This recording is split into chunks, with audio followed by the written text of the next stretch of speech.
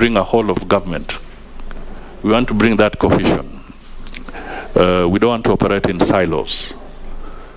We don't want to be territorial. And I think this speaks volumes in the functioning of government. I think part of our problem sometimes is that somebody says that this is my boma, and I don't want anybody else to be part of this boma or to be in this boma. I think that is dangerous going forward if you want to work together as a nation and to have a coordinated government. So we want to have that open and holistic approach. I also want to assure the members that I don't think President Ruto was struggling to define functions of this office.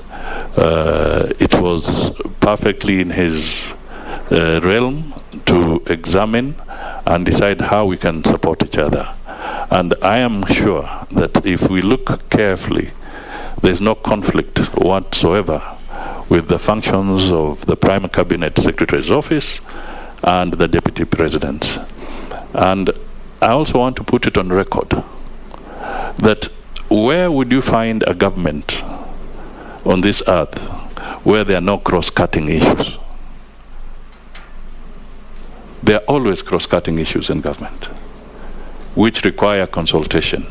So at a personal level, I will not hesitate to walk from my office and visit the Deputy President's office and consult with him if there's any issue that required consultation.